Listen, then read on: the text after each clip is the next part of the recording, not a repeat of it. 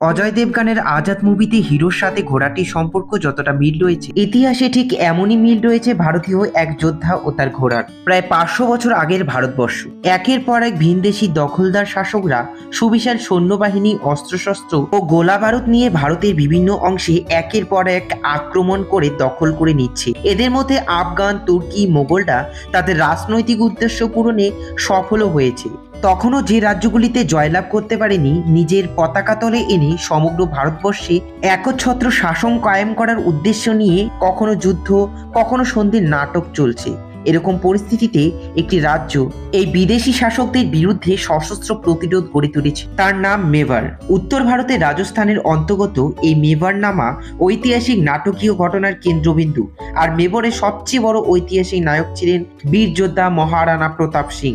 মেবরের সিংহ নামে পরিচিত এই মহারানা প্রতাপ 1540 সালে 9 মে রাজস্থানের কম্বলপুরে শিশুরিয়া রাজপুত বংশে জন্মগ্রহণ করেন এই মহাবীর। তার পিতা মহারানা দ্বিতীয় উদয় সিং ছিলেন মেবরের রাজা। তার রাজধানী ছিল চিত্তোর, আর মা ছিলেন মহারানী জয়ন্তীবাই। উদয় সিং এর 25 জন পুত্রের মধ্যে প্রতাপ সিং ছিলেন সবচেয়ে বড়। তার পিতা বিদেশি আক্রমণকারীদের কাছ থেকে রক্ষা করতে বারবার হিমশিম খেয়ে আসছিল, তাই উত্তরাধিকারী হিসেবে রাজার মুকুট সাথে তার এক বিশাল দায়িত্বের বোঝা। 1576 সালে 18 জুন সংগঠিত হলো হলদিঘাটের সেই বিখ্যাত যুদ্ধ। আকবর মানসিং এর নেতৃত্বে 80,000 সৈন্যের এক বিশাল বাহিনী প্রেরণ করেন মহারানা প্রতাপের বিরুদ্ধে। এই বিশাল বাহিনীর বিপক্ষে প্রতাপের দলে মাত্র 20,000 রাজপুত সেনা। গোয়ালিয়রের রামশাহ তানোয়ারে ও তার 3 ছেলে ছিল। তিনি ছিলেন প্রতাপের বাহিনীর মূল সেনাপতি। প্রথম ধাক্কায় মোগল বাহিনী পর্যদস্ত করে দেয় রাজপুত সেনা। প্রতাপ সিং লোনা ও রামপ্রসাদ নামে দুটি হাতি নামিয়ে দেন যুদ্ধক্ষেত্রে। তীর ও গোলার আঘাত তোয়াক্কা না করে এরা মোগল বাহিনীদের উপর তছনছ করে এগোতে থাকে। সুর দিয়ে পেঁচিয়ে একেবারে ঘোড়াকে তুলে ছুঁড়ে ফেলে দেয়। এরা মোগল সৈন্যদের লাশের উপর দিয়ে এগোতে থাকে, যতক্ষণ পর্যন্ত না এদের মাহুত মোগল সেনাদের হাতে নিহত হয়।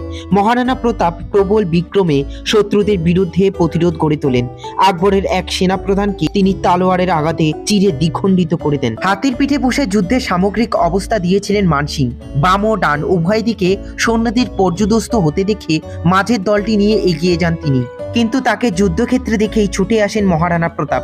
নিজের ঘোড়া চিৎকের মাথায় হাতির মতো কৃত্রিম সুর লাগিয়েছিলেন। এই সময়ে এক ভয়ানক দর্শন ঘটে।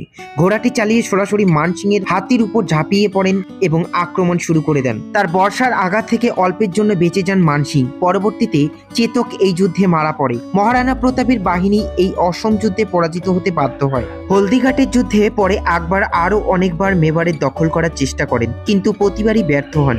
এই সময়ের মধ্যে প্রতাপ ও চিত্তোর পুনরুদ্ধার করার চেষ্টা চালাতে থাকেন, কিন্তু মোগল বাহিনীর লাগাতার প্রহারে তার বাহিনী একসময় দুর্বল হয়ে পড়ে। পাশাপাশি সেনা পরিচালনার জন্য প্রয়োজনীয় অর্থের অভাবে এমন অবস্থায় ভামা শাহ এগিয়ে আসেন এবং তাকে বিশাল পরিমাণ অর্থ দান করেন। এই অর্থ দিয়ে 12 বছর ধরে মেবারের 25,000 সৈন্যবাহিনীকে চালিয়ে নিয়ে যায়। 1597 সালে এক শিকার অভিযানের সময় দুর্ঘটনায় পতিত হয়ে আহত হন মহারানা প্রতাপ। এই দুর্ঘটনাই তার মৃত্যুর কারণ হয়। স্বাধীনতার জন্যই তিনি বেঁচেছেন, লড়েছেন। স্বাধীনতার স্বপ্ন দু চোখে নিয়েই তিনি নিজের জীবনকাল পূর্ণ করে পৃথিবী ছেড়েছেন।